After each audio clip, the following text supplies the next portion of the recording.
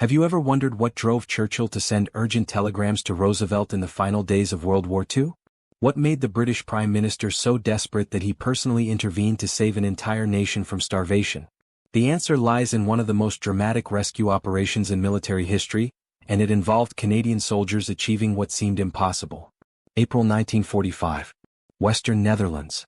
Over 4 million Dutch civilians were dying. Not from bullets or bombs but from something far more insidious: starvation.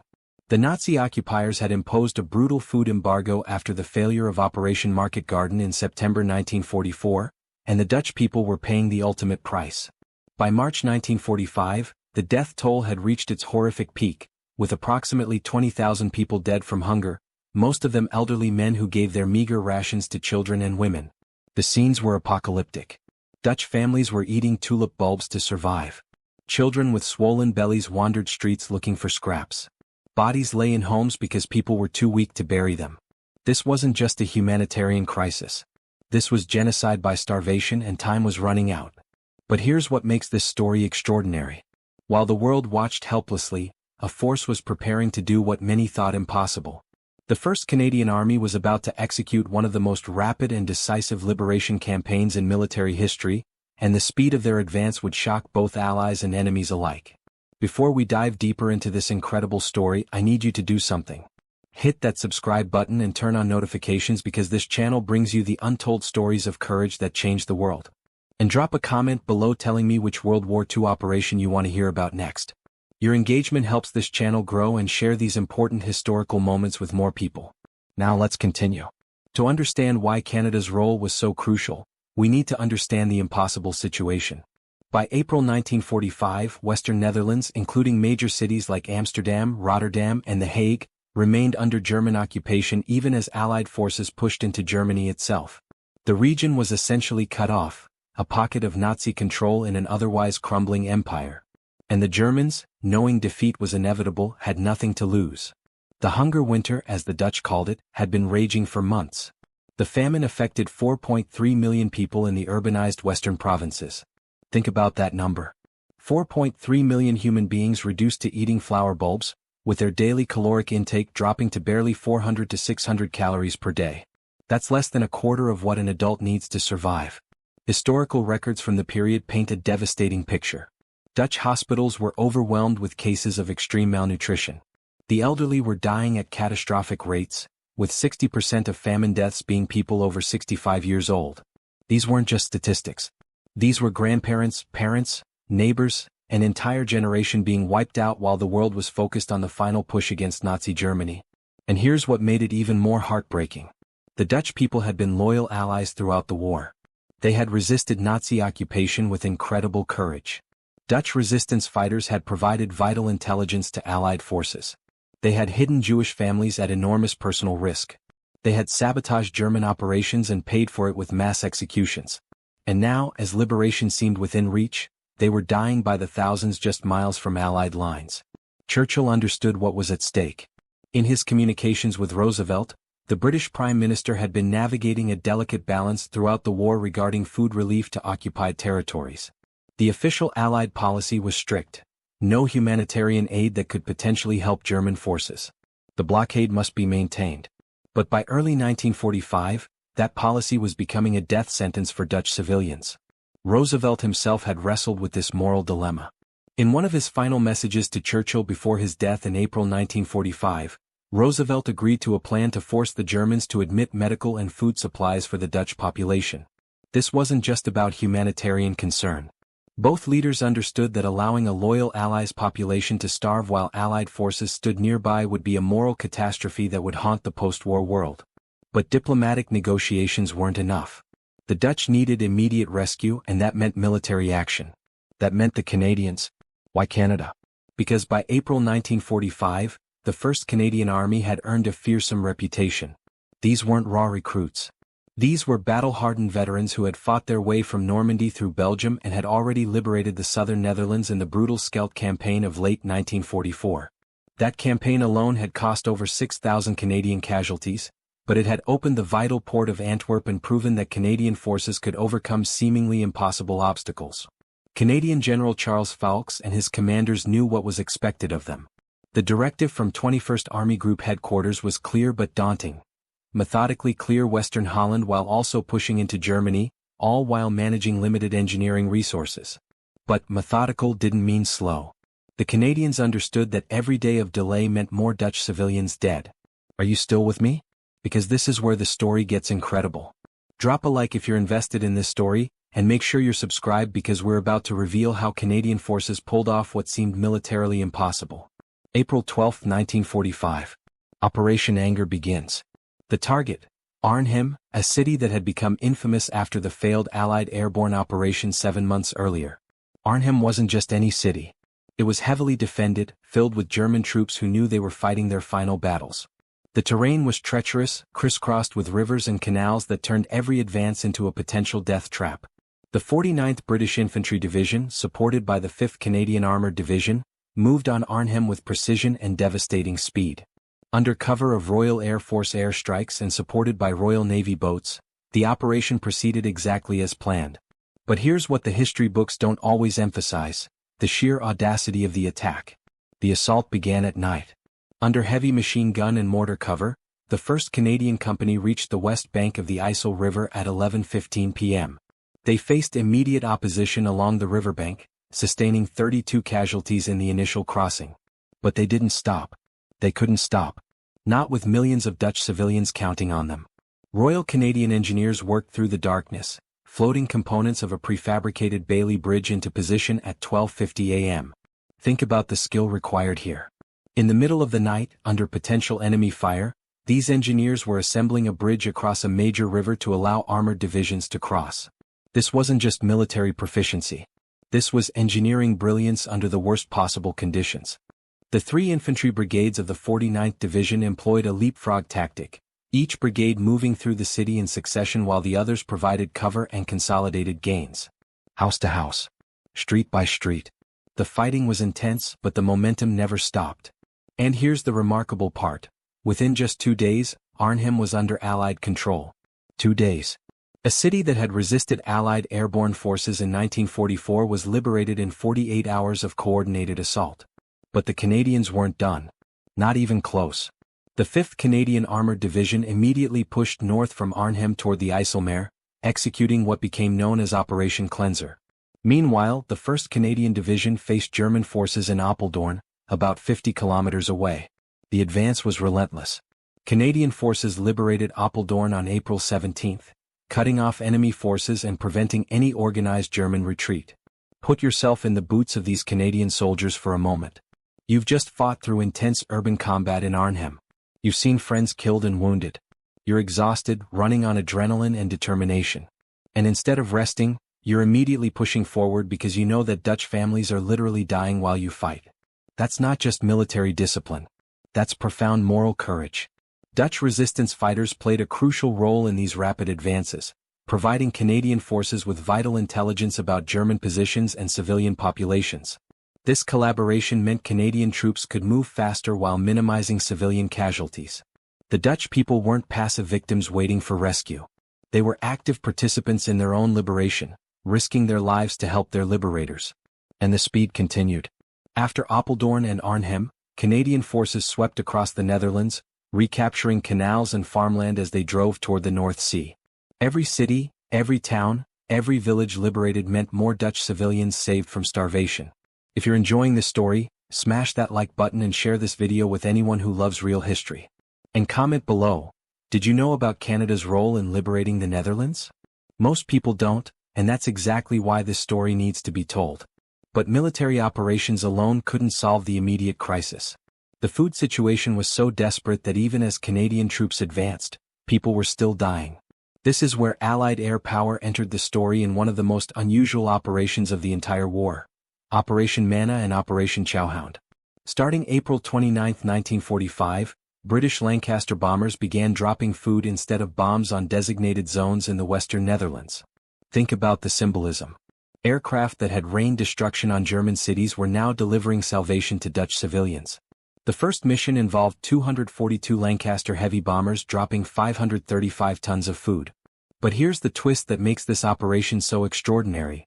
It required German cooperation. The Nazis had to agree not to shoot down the Allied aircraft making the drops. And remarkably, they honored that agreement.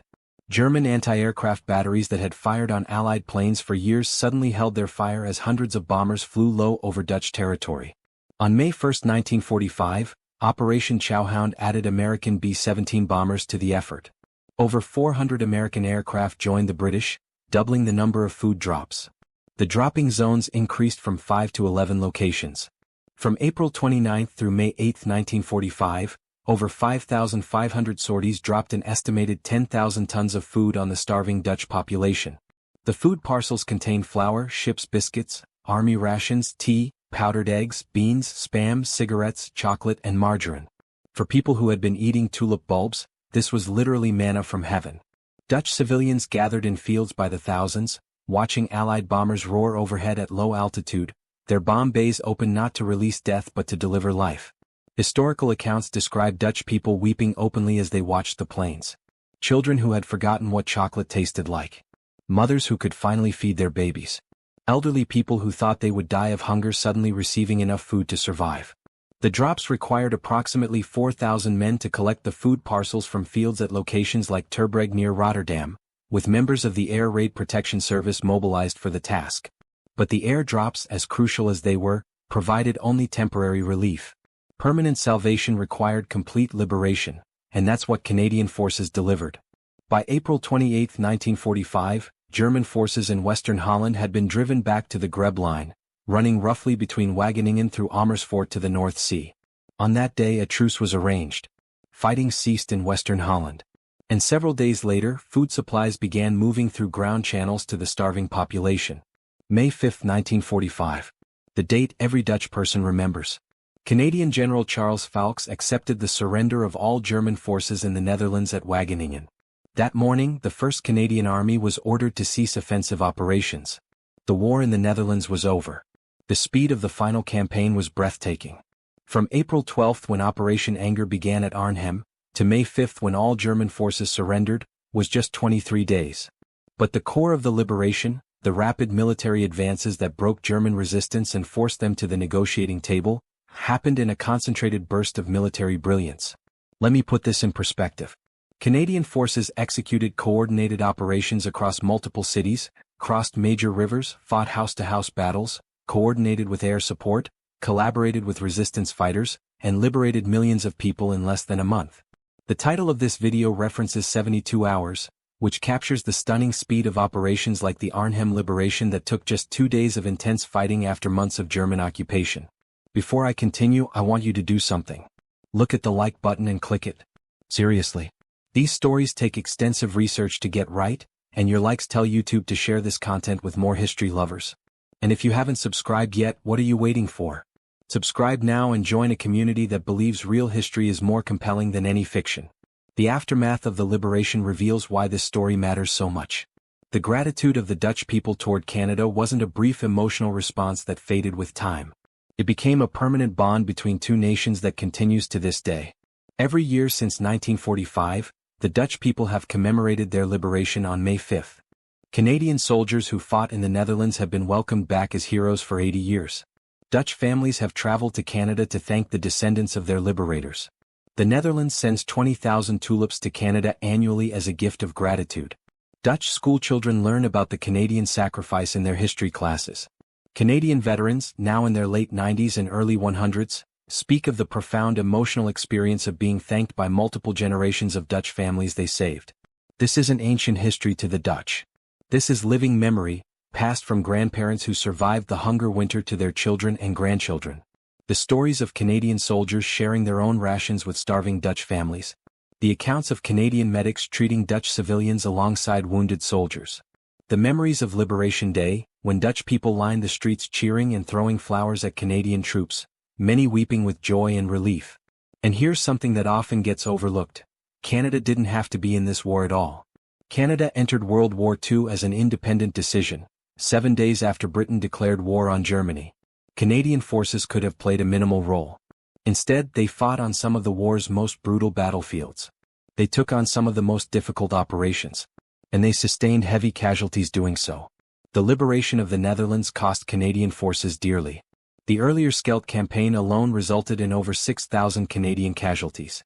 The April-May 1945 operations, despite their speed, were achieved through fierce combat and sacrifice.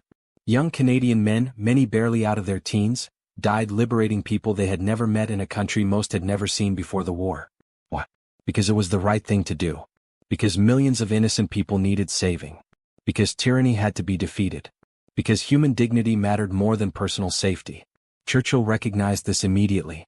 In his communications about the Netherlands crisis, he understood that the Canadian forces were not just military assets but instruments of moral purpose. When he coordinated with Roosevelt about relief for the Dutch, he knew that the ultimate solution required boots on the ground, and Canadian boots were already there, ready to do what needed to be done. Roosevelt, in one of his final acts before his death on April 12, 1945, the same day Operation Anger began at Arnhem, had agreed to the plan to provide aid to the Dutch. Whether he knew about the massive military operation beginning that same day is unclear from historical records, but the timing is remarkable. As the American president who had worked so closely with Churchill throughout the war took his last breaths, Canadian forces were launching the operation that would save millions of Dutch lives.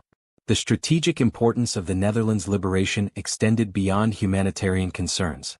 The Netherlands contained vital ports and infrastructure necessary for the final phases of the war and the post-war reconstruction. By liberating the country quickly and efficiently, Canadian forces prevented further destruction of that infrastructure and saved countless additional lives that would have been lost in prolonged urban combat. The German surrender in the Netherlands on May 5 preceded the overall German surrender on May 7 by 2 days. This meant the Netherlands experienced victory and liberation before VE Day was even declared.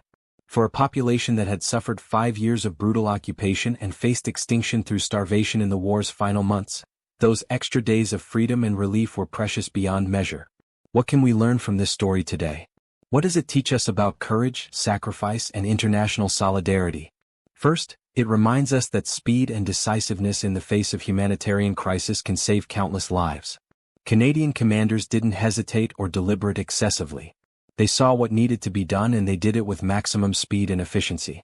The rapid liberation meant the difference between life and death for hundreds of thousands of Dutch civilians.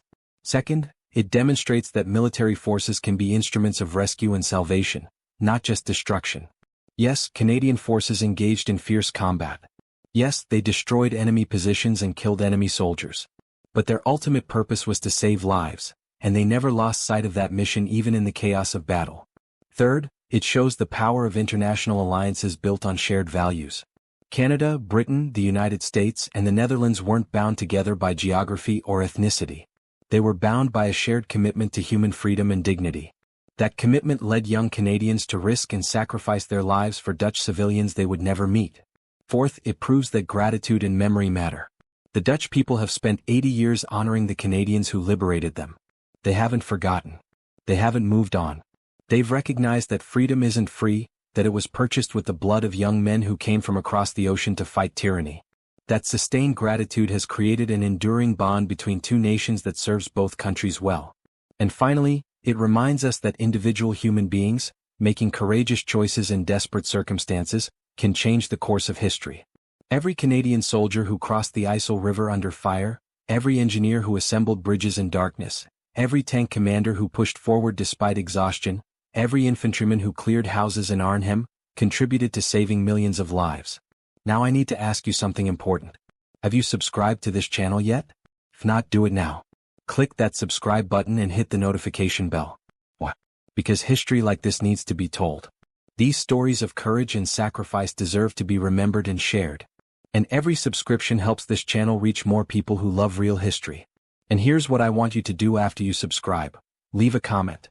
Tell me what surprised you most about this story. Tell me if you had family members involved in World War II. Share your thoughts on why Canada's role in the Netherlands' liberation isn't more widely known. Your comments create community and conversation, and they help YouTube's algorithm share this content with more history enthusiasts. Let me share some additional context that makes this story even more remarkable. The first Canadian army that liberated the Netherlands was the largest military force Canada has ever fielded in its history. At its peak, it included not just Canadian divisions but also British, Polish, and other Allied units under Canadian command, representing a truly international force led by Canadian generals. The diversity within Canadian forces themselves reflected Canada's identity. French Canadian units fought alongside English Canadian regiments. Indigenous Canadian soldiers served with distinction. Immigrants who had recently arrived in Canada volunteered to fight for their adopted homeland's values. This wasn't an army representing ethnic or racial homogeneity. It was an army representing democratic ideals. The Netherlands' liberation also demonstrated the importance of combined arms warfare. Infantry, armor, artillery, air support, engineers, and naval assets all worked in coordinated fashion.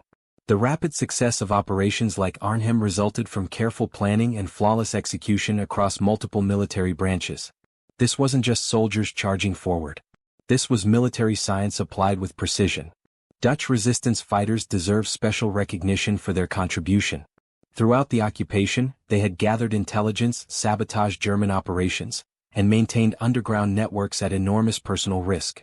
When Canadian forces arrived, this resistance provided crucial information that accelerated the liberation and minimized civilian casualties. The collaboration between Canadian troops and Dutch resistance represents one of the war's finest examples of military-civilian cooperation. The German forces in the Netherlands, by April 1945, knew the war was lost. Some units fought fanatically out of ideology or fear of Soviet captivity. Others were ready to surrender but feared execution for desertion. The speed and power of the Canadian advance gave German soldiers a clear choice: surrender to honorable treatment or die defending a regime that was collapsing around them. Many chose survival. The truce arranged on April 28, 1945, was a remarkable piece of military diplomacy. Getting German commanders to agree to cease fire while still maintaining unit cohesion until formal surrender required delicate negotiation. But Canadian commanders understood that every hour of continued fighting meant more deaths, both military and civilian. The truce saved lives on all sides while maintaining military discipline until the official surrender on May 5. The formal surrender ceremony at Wageningen on May 5, 1945, marked a historic moment, a Canadian general accepting the surrender of an entire country's occupation force. General Charles Foulkes represented not just Canadian military authority but the moral authority of the Allied cause. The symbolism was powerful. A representative of a nation of 12 million people accepting the surrender of forces from a regime that had once conquered most of Europe. After the surrender, Canadian forces didn't immediately leave. They remained to provide security, assist with food distribution, help restore infrastructure, and maintain order during the transition to Dutch civilian authority. Canadian soldiers helped reunite families separated by war. They assisted in liberating concentration camps and prisoner of war facilities. They provided medical care to populations devastated by years of occupation and months of starvation. The bond forged between Canadians and Dutch went beyond official military operations. Canadian soldiers were billeted in Dutch homes. They shared meals with Dutch families. They attended Dutch churches. They fell in love with Dutch women, leading to thousands of marriages after the war. These personal connections reinforced the national gratitude and created family ties that continue today. Canadian war cemeteries in the Netherlands hold over 7,600 graves. Every single one represents a young life sacrificed for Dutch freedom. Dutch families have adopted these graves, tending them year after year, ensuring that the Canadians who died liberating their country are never forgotten. School children place flowers on the graves. Families research the histories of the soldiers buried there. The dead are honored not as foreign soldiers but as heroes who saved the Netherlands. Before we wrap up, I want to emphasize something crucial. Like this video if you haven't already. I know I've asked before, but it really matters. YouTube's algorithm determines what content gets promoted based partly on engagement in the first hours after upload. Your like right now helps ensure more people discover this story. And if you've made it this far in the video, you clearly find this content valuable, so show YouTube you want more content like this by hitting that like button. Let's talk about why this story isn't more widely known outside Canada and the Netherlands. American contributions to World War II dominate popular consciousness, particularly in English-language media. The D-Day landings, the Pacific Island campaigns, the Battle of the Bulge, these operations receive extensive coverage in films, books, and documentaries. Canadian contributions, while acknowledged by historians, receive less popular attention. This isn't about competing for recognition. It's about historical accuracy and giving credit where it's due. Canadian forces played absolutely crucial roles in Allied victory. From the Dieppe raid that provided vital lessons for D-Day planning, to the D-Day landings themselves where Canadians took Juno Beach, to the brutal fighting through France and Belgium, to the Scheldt Campaign, to the final liberation of the Netherlands, Canadian soldiers were at the forefront of some of the war's most important battles. The rapid liberation operations of April-May 1945 showcased Canadian military excellence. The planning was meticulous. The execution was nearly flawless. The results were spectacular. Military historians study these operations as examples of how to conduct urban warfare, river crossings, and coordinated multi-divisional advances. Yet outside academic circles, these operations remain far less known than they should be. Part of the explanation is Canada's own modest national character. Canada doesn't mythologize military glory the way some nations do. Canadian war memorials tend to be somber and reflective rather than triumphalist. Canadian war narratives emphasize sacrifice and service rather than conquest and domination. This admirable humility, however, means that Canadian military achievements sometimes get overlooked in popular history. The Dutch haven't forgotten, though. The annual commemorations, the flower tributes, the maintained war graves, the continued expressions of gratitude spanning 8 decades, all testify to a people who understand exactly what was done for them and who did it. Every May 5th, Liberation Day in the Netherlands is a national holiday filled with ceremonies honoring Canadian liberators. Every year, fewer Canadian veterans can attend, but the Dutch gratitude doesn't diminish with time. What would have happened if Canadian forces had moved slowly or if the liberation had taken months instead of weeks? The death toll from starvation would have been catastrophic. The 20,000 who died during the hunger winter would have been joined by tens of thousands more. Entire communities might have been wiped out. The infrastructure damage from prolonged urban combat would have been severe. The human cost, both in lives lost and trauma suffered, would have been immeasurably worse. Speed saved lives. Decisiveness saved lives. Military excellence saved lives.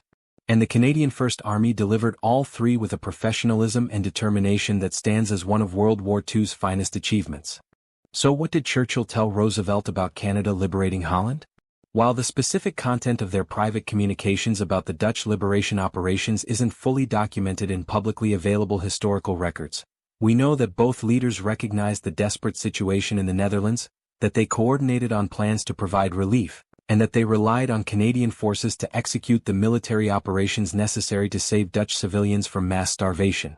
Roosevelt, in one of his final messages before his death in April 1945, agreed to Churchill's plan for forcing German cooperation on aid delivery.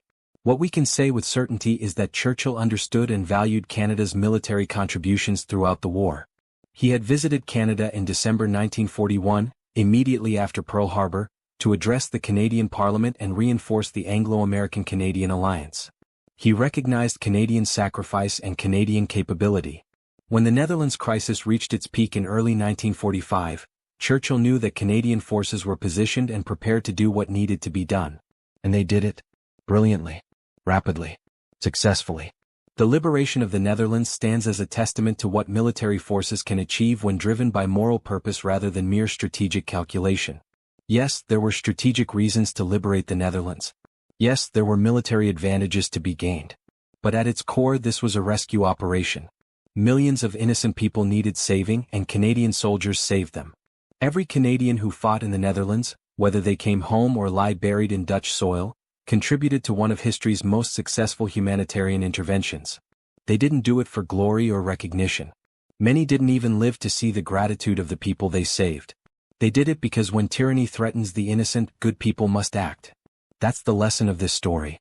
That's what makes it worth telling 80 years later. That's why it matters. Now I'm going to ask you one final time. If you haven't subscribed to this channel, do it right now. Don't wait. Don't tell yourself you'll do it later. Click the subscribe button and turn on notifications. Why? Because you've just spent time learning about one of World War II's most important but underappreciated operations. That means you value real history told accurately and compellingly. This channel delivers exactly that. And after you subscribe, leave a comment answering this question. What other World War II stories do you think deserve more attention? What operations, battles, or individuals should more people know about? Your suggestions help me create content you actually want to watch. Share this video with someone who loves history. Share it with your dad or grandpa who might have served in the military. Share it with a teacher. Share it with anyone who thinks they know all there is to know about World War II, because this story proves there are still incredible accounts waiting to be discovered. The Canadian liberation of the Netherlands in April-May 1945 represents everything noble about military service. Courage in combat. Speed and efficiency in execution. Sacrifice for strangers. Professionalism under the worst conditions. And moral purpose driving every action. The Dutch people understood this then and they understand it now. Maybe it's time the rest of the world remembered it too. Thanks for watching. Subscribe for more untold stories of courage that changed the world. Until next time, remember, real history is always more compelling than fiction. Historical sources referenced. Canadian War Museum, Liberation. Canada and the Netherlands 1944 to 1945. Veterans Affairs Canada, The Liberation of the Netherlands Historical Sheet. Juno Beach Centre, Canada in the Second World War. Government of Canada, 75th Anniversary of the Liberation of the Netherlands. National World War II Museum, New Orleans, Operation Manachauhound article. Churchill Archives, Churchill-Roosevelt Correspondence 1939 to 1945. Imperial War Museum, Operation Market Garden and Netherlands Campaign Records. National Archives, Operation Anger Military Records. Dutch National Institute for War Documentation, Hunger Winter Records 1944 to 1945. Journal of the American Medical Association, Dutch Famine Mortality Studies,